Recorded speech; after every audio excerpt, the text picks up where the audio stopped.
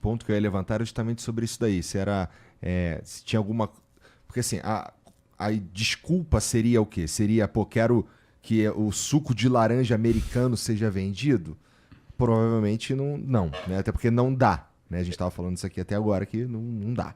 Então a lógica lá ela é falha e contraditória na maioria das vezes, né? Ou se não for em todas as vezes.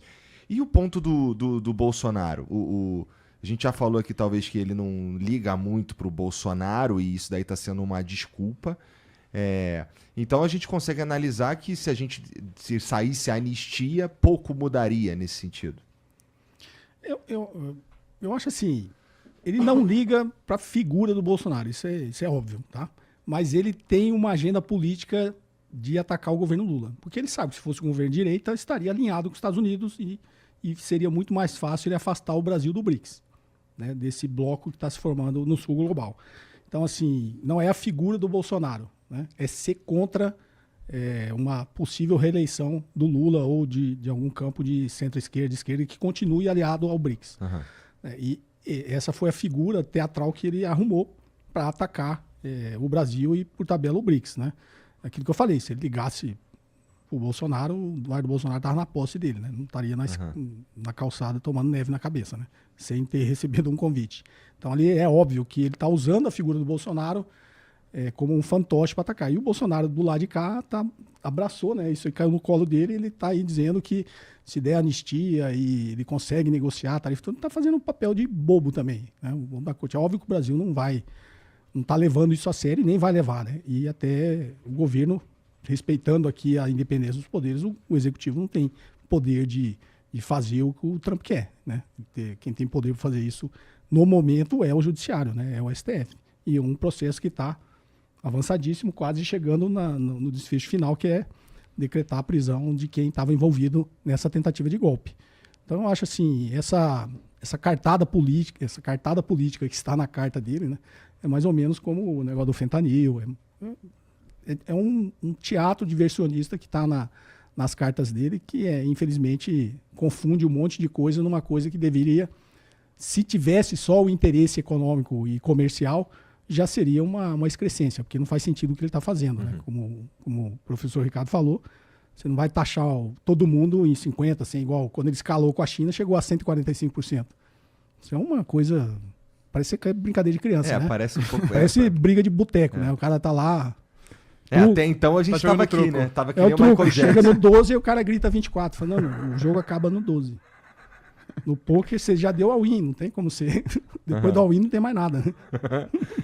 Bem que a gente ficou, quando começou essa briga com a China lá, a gente tava que nem o Michael Jackson aqui só comendo pipoca, vendo, não sei o quê.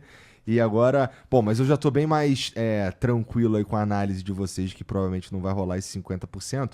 Mas se a gente for pensar no que eles estão, no que o Trump esperaria, com esse papo de Bolsonaro, primeiro que eu não sei se todo mundo entende, como sociedade, que a princípio ele não tem, os Estados Unidos eles não mandam em porra nenhuma aqui, né? Então ele pode dizer lá basicamente o que ele quiser, o máximo que ele pode fazer é tentar intimidar com algum tipo de política e tal, mas eles não têm muita coisa para fazer no que o Alexandre de Moraes, do que o STF tá decidindo, a não ser, sei lá, pegar as contas do Alexandre de Moraes e suspender o acesso dele ao Google, né? Ele não vai mais poder ter uma conta no Facebook, mas ele não consegue, eles não têm poder, nenhum outro país tem poder de mandar em como funciona dentro de nenhum outro país, a menos que por meio que tu vá lá e estoure umas bombas lá, né? Bote umas tropas. Que acho que não vai fazer, né? Que eu suponho e espero que não faça também, né? Porque aí seria demais. Não, acho que isso tá gerando até um certo problema na própria direita brasileira. Quando você vê hoje, existe um certo racha, por exemplo. O Tarcísio, se eu não me engano, ele começou fazendo críticas muito fortes, né? É culpa do Lula, não sei o quê. Aí, aparentemente, agora ele já tá disposto a negociar com os Estados Unidos. Acho que o Eduardo Bolsonaro não gostou muito dessa. Ele falou assim, como assim? Se você quer negociar com ele, quer dizer que você quer passar por cima sem ter a anistia do Bolsonaro? E para mim, assim, foi um presente pro Lula isso. Por quê? Porque ele vinha passando por uma queda de popularidade e hoje ele consegue meio que unificar o Congresso Nacional. A gente teve o Hugo Mota, o Davi Alcolumbre falando, não, a gente vai realmente respeitar a medida de reciprocidade. Então você consegue criar uma coalizão do pessoal de centro, pessoal de esquerda, até a centro-direita. Não, a gente precisa responder por uma questão de soberania nacional. Isso aconteceu, por exemplo, no Canadá, né? Eu falei já o Justin Trudeau, por exemplo, do Partido Liberal. Ele tinha 10% de popularidade quando o Trump começou a atacar o Canadá. Não foi exatamente o Justin Trudeau, mas foi o Mark Carney, conseguiu se eleger pelo Partido Liberal, que era praticamente derrotado. Na Austrália também a gente teve eleições que foram influenciadas no sentido negativo pelo Trump, e agora é a mesma coisa, porque quando você tem um ataque estrangeiro, independente se você concorda ou não, é fato que vai ter uma mobilização nacional para evitar uma ingerência no nosso país. Acho que até conversou isso da outra vez, né, Igor? Se você pegar, por exemplo, mas eu acho que realmente que o Bolsonaro está sendo perseguido. Então, beleza. Então, faça aqui pelas vias nacionais. Pressiona seu deputado, pressiona seu senador, sei lá, entra com algum tipo de representação para falar, não, eu acho que o Bolsonaro está sendo perseguido por esse motivo. Não convoca uma potência estrangeira para punir o povo brasileiro por conta dos seus interesses políticos. É óbvio que isso vai pegar mal para a população em geral. Claro que tem gente que vai achar que é bom, né? Não, realmente, os Estados Unidos têm que interferir aqui porque está defendendo o meu lado político. Só que daí, como eu falei, pergunta para a pessoa, por exemplo, se fosse o Lula que tivesse preso, e aí o pessoal de esquerda convoca a China, por favor, interfira aqui no Brasil, pratique sanções para soltar o Lula. Você acharia legal a China interferindo no nosso país? Não. Então por que você concorda com os americanos fazendo essa ingerência, entende? Então é uma postura bastante agressiva até do ponto de vista geopolítico dos Estados Unidos. Entendi. E agora eu não sei se tu quer falar. Que é inclusive o que o mundo, nessa reacomodação, nessa geopolítica, é o que o mundo tem chegado na China, né? Porque a China, na verdade, ela tem feito cooperação com todos os países. E você não vê a China impondo nenhum tipo de cartilha para os países seguir. É uma cooperação econômica, se é bom para ambas as partes, sai um acordo e se faz negócio. Você não vê a China querendo mudar o regime político do outro país, criticando como outro país, com as instituições, né, desse país. Ela não ataca a soberania de ninguém. Ela, aquilo que eu falei, ela estende a mão, tem feito acordos. Obviamente, a China tem seus interesses econômicos. Cabe aos países fazerem acordos que sejam bons para eles também, né? Tenho certeza, alguns de nós, nem todos, que vêm aqui conversar com você, tem essa visão muito mais do Brasil. Eu, pelo menos, tenho essa visão. Não estou dizendo que você tenha que se aliar cegamente à China, não. A gente tem que fazer os negócios com a China que seja bom para o Brasil. Fazer negócio com os Estados Unidos que seja bom para o Brasil. Não é aqui que está... nessa polarização que vem desde um tempo, agora, nesse momento atual, a polarização é ou se é a favor da China ou se é a favor dos Estados Unidos. Não, nós somos a favor do Brasil, tenho certeza, acompanha o conteúdo do professor Ricardo, o que é bom para o Brasil, né? O que a China está mostrando é que ela faz negócio sem impor uma agenda para ninguém.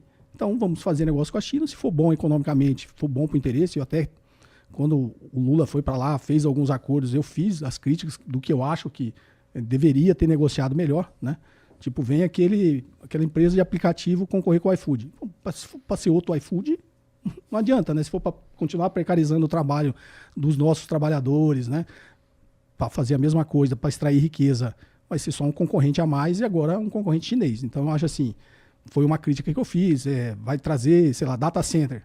Tem transferência de tecnologia, foi vista a parte de agressão ao meio ambiente. O que o Brasil vai ganhar com isso? Só abrir o mercado e deixar a empresa explorar? Também está errado, entendeu? Então, acho assim, os acordos que o Brasil faz com a China não tem essa imposição de agenda. No campo econômico, se for um bom acordo, faça. O que é um bom acordo econômico? O que a China fez com o resto do mundo.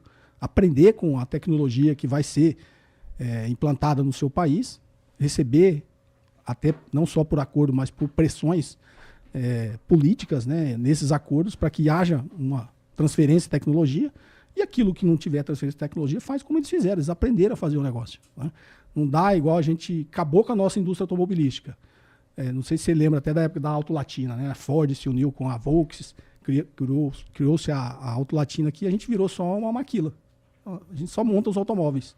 A inteligência mesmo da indústria automobilística nunca veio para o Brasil. A área de pesquisa e desenvolvimento, de ciência e tecnologia, de toda essa parte de produção intelectual, tanto de estratégias de mercado, de marketing, ficou tudo na sede desses países. A gente era só igual o filme do Charlie Chaplin, né? Só apertador de Só apertando parafuso e montando os carros. Isso aí não é bom para o país. A gente não aprendeu nada com isso. Tanto que a gente não tem indústria automobilística. Todos os países aprenderam, e todos os países que aprenderam têm a sua indústria automobilística nacional hoje. A China fez isso, né? Deixou a Tesla lá montar uma mega fábrica e aprendeu a fazer carro elétrico. Hoje domina o mercado de carro elétrico. A Coreia do Sul a mesma coisa. A Hyundai era uma carroça. Exigiu transferir tecnologia da GM para que a GM pudesse atuar dentro do mercado coreano. Aprendeu. A Hyundai é uma potência na indústria automobilística. O estado de desenvolvimento japonês a mesma coisa fez com a Toyota. A Toyota no início era uma carroça também. Aprendeu, depois ainda foi lá nos Estados Unidos e se tornou a maior montadora de automóveis dos Estados Unidos. É uma montadora japonesa. Então, assim, o que o Brasil está fazendo nesse sentido? Né? A minha grande crítica é essa. Vamos abrir o mercado, fazer acordos, mas só ficar montando, só fornecer mão de obra? Não, o Brasil tem que se industrializar e crescer sempre em direção à fronteira tecnológica. Será que a gente... então isso quer dizer que a gente negocia mal no geral, né? E já negocia mal há muito tempo, então, né? E dá pra gente... Bom, tem um monte de indústria que a gente já perdeu o bonde, né? Então agora a gente teria que estar prestando atenção nas novas tecnologias, nas novas indústrias que estão se colocando no mundo, né? Não, sei lá, será que ainda tem espaço, por exemplo, para a gente, por exemplo, perseguir uma indústria automobilística no Brasil? Eu acho que tem, porque o Brasil é um grande mercado, né? A gente tem um trunfo na nossa mão. Países com mercado muito inferior conseguiram negociar isso. Você tem um grande mercado. Você é um país continental, 220 milhões de habitantes. Né? Tem um mercado consumidor relevante para o resto do mundo. Então, a gente precisa fazer exigências mais duras, né, nesses acordos. Quer acessar o meu mercado, quer produzir aqui, quer montar a sua indústria aqui? Eu tenho uma série de exigências. Né? A gente matou a Gurgel. A Gurgel poderia ser uma indústria automobilística nossa hoje que está competindo com essas grandes montadoras. E a gente matou ela. A gente matou várias indústrias no Brasil. Obviamente foram mal negociadas. A gente abriu o nosso mercado lá na era Collor, né? A gente não fez o que os países fez, proteger a sua indústria, a gente não protegeu, a gente simplesmente abriu o nosso mercado, não exigiu nenhum tipo de contrapartida de transferência de tecnologia. Então a gente tinha grandes indústrias. Você gosta de som, a gente tinha a Gradiente era brasileira, né? A gente matou a nossa indústria. Tudo que a gente tinha na fronteira tecnológica a gente matou. A única coisa que sobreviveu e hoje é motivo de orgulho do país são as empresas que eram estatais, que o governo, que era estatal, no caso da Embraer, né? A própria Embrapa, o agronegócio só é competitivo por causa da Embrapa, que é dinheiro público, porque qual que é a diferença do investimento estatal? O investimento estatal não tem visão de curto prazo, né? Se a gente tentar abrir um negócio aqui, fazer uma análise de viabilidade econômica e abrir isso para o mercado privado, a gente só vai receber dinheiro, em análise de viabilidade econômica, naquilo que dá o maior retorno no menor prazo. Uhum. Vai oferecer para um fundo de private equity um negócio que vai dar retorno em 40 anos. Ninguém põe dinheiro nisso. Tanto que as próprias parcerias público-privadas de longo prazo têm dinheiro do Estado, do BNDES. Né? Então, assim, a gente precisa, ainda é tempo, eu acho, de fazer, mas o grande problema do Brasil é político, né? A gente está sempre pensando nos próximos 4 anos, né? Você não vê no Brasil um plano de 50 anos, como a China fez. Como eu quero estar daqui 50 anos, né? Daqui 5, 10, 15. Tem uma etapa que ele segue e segue na sua estratégia, taticamente ele implementa aquilo. O Brasil não tem um projeto de nação, projeto de desenvolvimento nacional. A gente não tem. Né? E eu acho que a gente precisa, enquanto sociedade, obviamente é difícil politicamente, né? Uma sociedade fragmentada, quantos partidos a gente tem aí, e a própria população não vota nisso, né? A gente não vota. Infelizmente, a gente ainda tem também, enquanto eleitor, essa visão de curto prazo, né? O que vai ser bom para mim daqui 2, 3 anos? Então, a gente tem que, no imaginário popular, na consciência popular, a gente tem que desenvolver esse tipo de pensamento estratégico também. Até para votar em projetos e não em personalidades, né? Sim. Hoje a gente vota bastante em personalidade, no fim das contas. Às vezes eu falo que a eleição no Brasil é como se fosse um concurso de Miss, né? Quem tem o melhor carisma, no fim das contas, aí acaba eleito. Ou quem consegue destruir mais o outro lado. Se for falar de Miss, tem a história do Keynes, né? O Keynes falou que quando a gente vai... igual a eleição de Miss, em economia, ele falou, você nunca elege a mais bonita. Você elege aquela que todo mundo vai votar, né? E nem sempre é a mais bonita. Então, E economia é um concurso de Miss também. Bom, e aí a gente então está numa situação que tem um Trump meio disparando para todo mundo. Inclusive, eu li hoje que para finalizar ou para para tentar conseguir com que a guerra lá na Ucrânia e na Rússia pare, guerra na Ucrânia, né?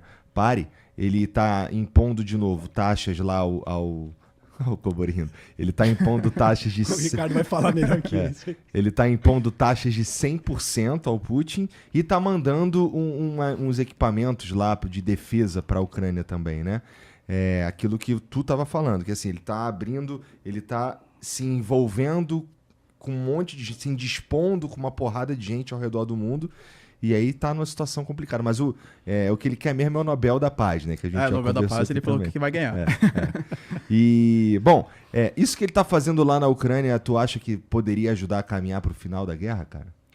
Então, mais uma vez, eu acho que mais uma vez vai ser o taco de novo, né? Trump always chicken out. Por quê? Não é que ele colocou 100% de tarifa agora. Ele falou que se nos próximos 50 dias não houver uma proposta de cessar-fogo, aí de fato ele vai colocar as tarifas de 100%. Daqui 50 dias, muito possivelmente muita coisa vai acontecer. E, por exemplo, o que é você estar disposto a fazer um cessar-fogo? O Putin pode muito bem falar, não, estou disposto a fazer um cessar-fogo, é que eu quero essas e essas condições. O Trump, uma coisa que ele fala hoje, ele fala completamente diferente amanhã. Tem uma representante das relações exteriores da União Europeia chamada Kaja Kallas, que ela falou isso hoje. Não, a gente fica super feliz que o Trump aparentemente está disposto a apoiar a Ucrânia de novo. Mas 50 dias é muito tempo. Só que ela não quis falar que eu duvido que o Trump vai manter essa palavra durante 50 dias. Ela falou assim, não, a população ucraniana está morrendo hoje. Você precisa aplicar as tarifas contra a Rússia hoje. Então, muito possivelmente, até daqui 50 dias não vão mais ter essas tarifas. Sobre a questão das armas... só deixando assim, né? Não foi que os Estados Unidos deram as armas para a Ucrânia. É que eles aceitaram ceder o sistema Patriot de defesa para a Ucrânia. Só que quem vai pagar tudo é a União Europeia. E principalmente a Alemanha. O Friedrich Merz, né? Ele fez uma reunião com o Trump recentemente e ele colocou que ele está muito preocupado com o avanço da Rússia, principalmente para os países bálticos, Polônia. Então que a Alemanha vai pegar esse dinheiro dá para os Estados Unidos cederem o sistema Patriot. O Trump fez questão de garantir isso. Tudo vai ser pago pela União Europeia. Tá? Então, assim, isso acelera o processo de paz? Também não vejo, porque eu não acho que... Ele fez críticas ao Putin de novo, né? Ele falou assim que o Putin é um cara muito durão, que é muito difícil de negociar, mas que não dá para você acreditar nas palavras, porque ele fala uma coisa para você, depois bombardeia as cidades ucranianas. Aí, muito possivelmente, quando ele for tentar estabelecer um cessar-fogo de novo e perceber que o Zelensky não aceita ceder a Crimeia, não aceita os territórios invadidos, muito possivelmente ele vai se voltar contra o Zelensky de novo e vai elogiar o Putin. Então ele fica meio que nessa. Eu praticamente não acredito, não, que isso vai acelerar o processo de paz. Entendi. E você que tá assistindo esse vídeo aqui no Talk Flow, dá pra você virar membro, cara, do Flow agora. É um botãozinho do lado do botão de se inscrever. A gente faz um programa semanal só pros membros. Olha. Então fique esperto aí. Se quiser virar membro, tá bem aqui do lado, é mó merreca, custa menos de R$8, irmão.